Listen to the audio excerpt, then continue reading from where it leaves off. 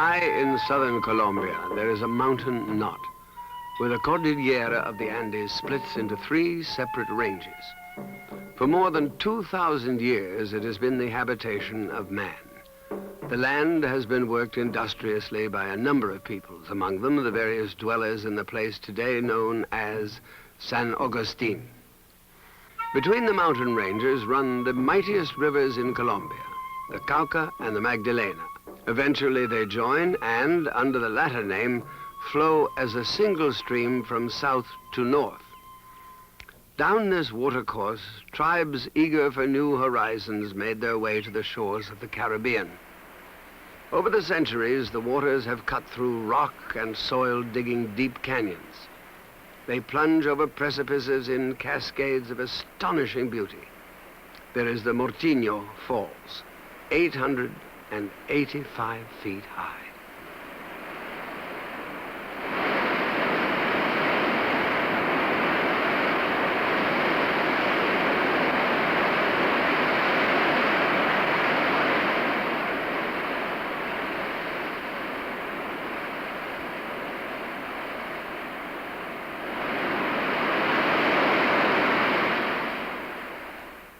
Up the waterways, drawn by pious curiosity, journeyed devotees of a strange cult.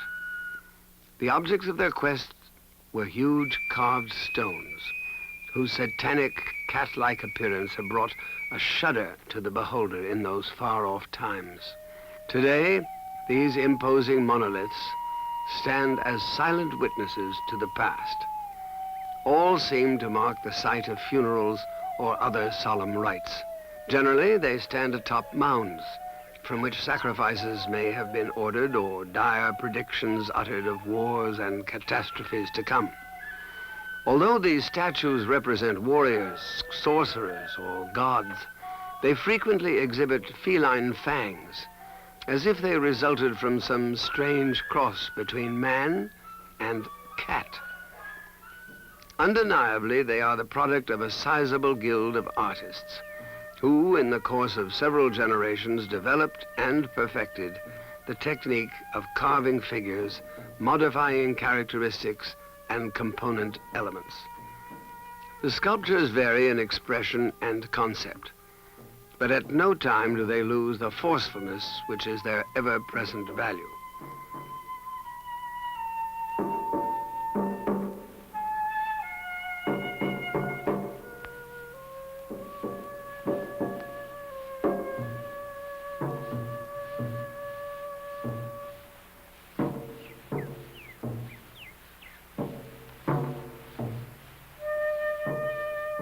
Among the cult ceremonies, there may have been one involving ablutions, or perhaps it was merely the custom to remove dirt from the feet prior to acts of worship.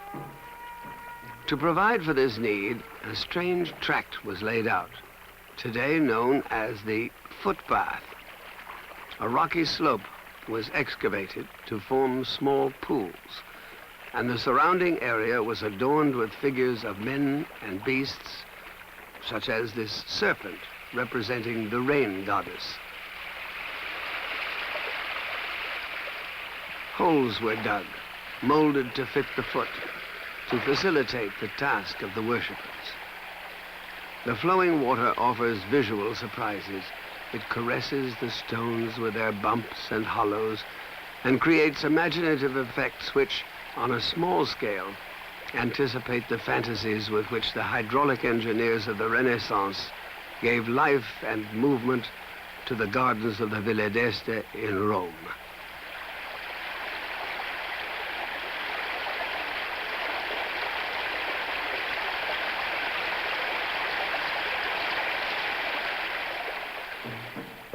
These fascinating statues, before which pilgrims knelt in worship for centuries gone by, occur over a 200 square mile area of serenely beautiful broken terrain.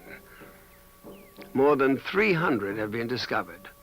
Others, their number is yet unknown, lie hidden, awaiting excavation in some of the 30 recognized archaeological sites of the region and in sites still to be uncovered. At the dawn of history, men of unknown origin and way of life came to dwell amid these foreboding landscapes.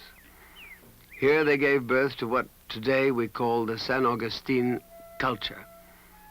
Historically, the name San Agustin was first applied to this area in the 18th century by a monk writing a description of the present-day department of Huila in 1758.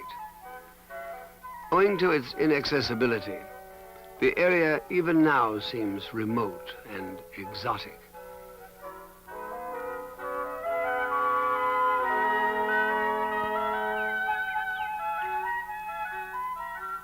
Means of communication have improved, but they still take time. Planes can land only at a considerable distance because of the difficult terrain. Corn, fruit, and vegetables grow well on these undulating hills.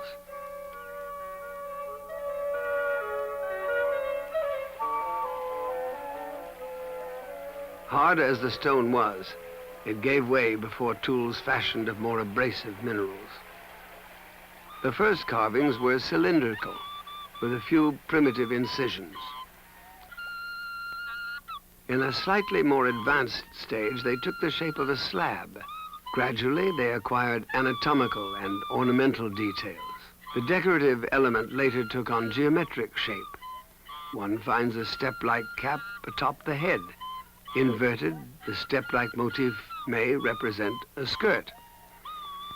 The eyes, stylized in the shape of a bird beak, gave off a fierce look, intensified by the ever-present feline fangs. Similar effects are to be noted in Mexico, and in Peru, and in the depths of Chavin.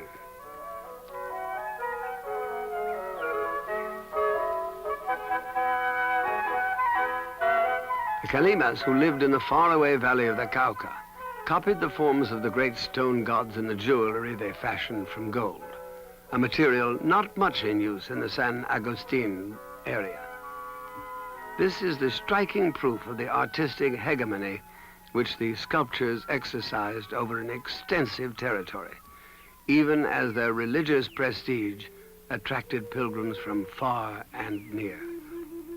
It was perhaps 5 centuries before the birth of Christ that the San Agustin area became the dwelling place of the first and then another nomad tribe.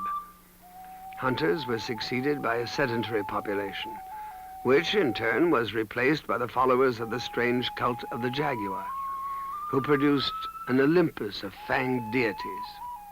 There can be no doubt that behind the savage appearance of the sculptured gods lies the myth of the Jaguar, whose thundering roar was the symbol of force, fertility, and fecundation.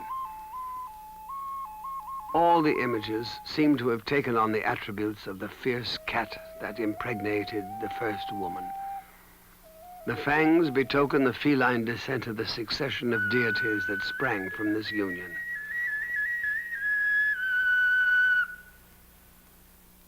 In other parts of the hemisphere, even as in San Agustin, the Jaguar was worshipped as be-all and end-all. The people of Chavin and Vicus, the Mayas, the Bruncas, the Toltecs, all produced in varying form the image of the Jaguar. Since felines cover up the traces of their urine lest they be betrayed by its odor, the noses have been given the same form as the sexual organ.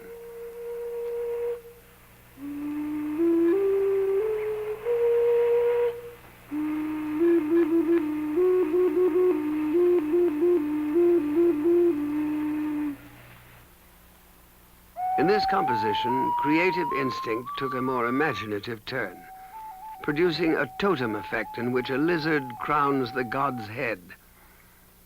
Great importance was attributed to the sexual organs in these societies. Phallic images raised against the sky bespoke the abiding force of fecundation and perpetuation of the race by the gods.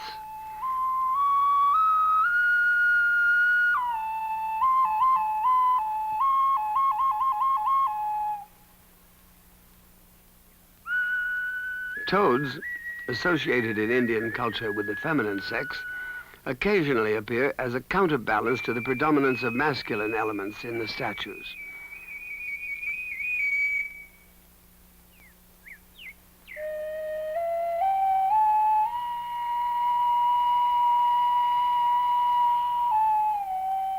For the most frequent image is of the Jaguar man.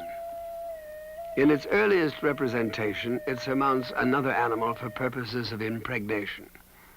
The dominant effect here is one of mass, of an unhewn block. This sculpture may be viewed as the ancestor of a whole line of sacred imagery. Burial chambers resemble dolmens. In some cases, the effigy of the god wears as an attribute a cord tied about the waist, sustaining the sexual organ. The way in which the knot is made is depicted with great precision. It may have been a mark of rank.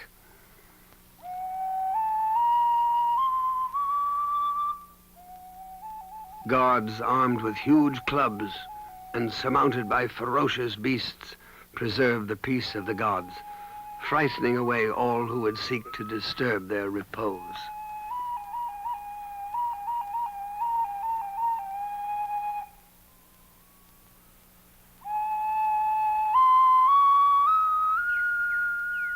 In examples such as this, sacrifices, children perhaps, are offered to the gods. The sacrifice is frequently represented hanging head down. Dignitaries were laid to rest in burial chambers in recumbent position. The sarcophagus was given human form, with clear indication of sex. It was protected by walls, which in a case such as this show signs of decoration, painted circles. This is one of the extremely rare examples of painting that have been found. Another is provided by this other monument, where reddish lines have been painted on the stone. It belongs to the local museum.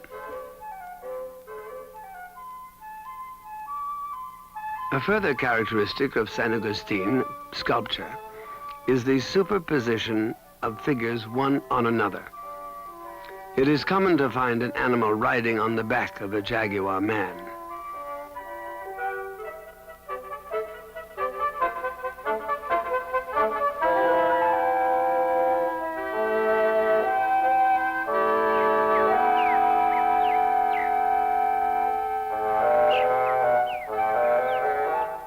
In an example such as this, both faces are equally menacing. The lower figure wears the cord knot of rank. The upper exhibits the features of both a jaguar and a lizard.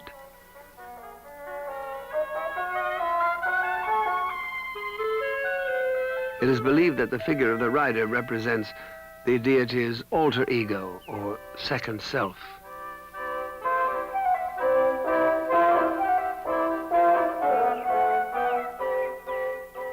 Reptiles seldom make an appearance in these carvings.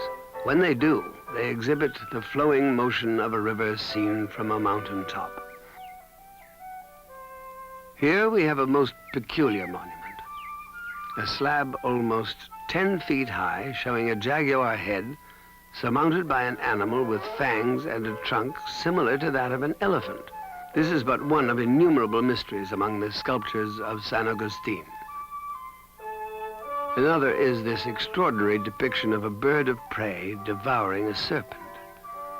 It recalls at once the Aztec legend of the founding of the city of Tenochtitlan.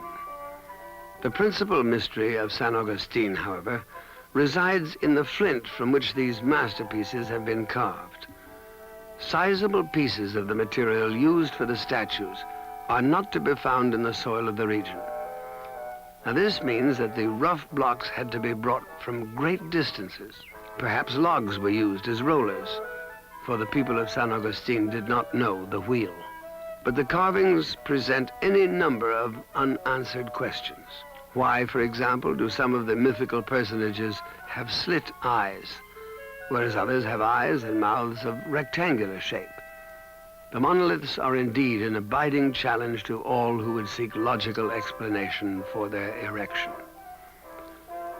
There can be no doubt, however, that these statues produced over a period of centuries constituted the principal attraction of a shrine area to which pilgrims were drawn from near and far to pray, make offerings, and perform religious rites.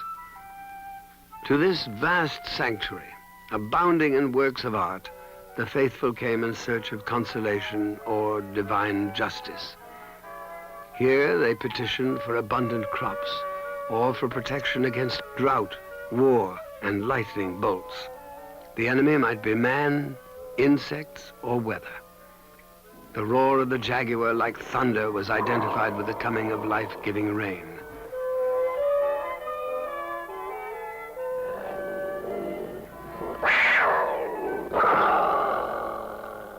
At the foot of these statues, cruel sacrifices were made.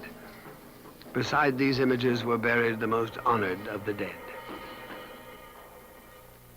As we look at these threatening faces with their fierce fangs, should we fancy we hear the roar of the Jaguar, may it be a sign of prosperous times to come for all peoples of our hemisphere.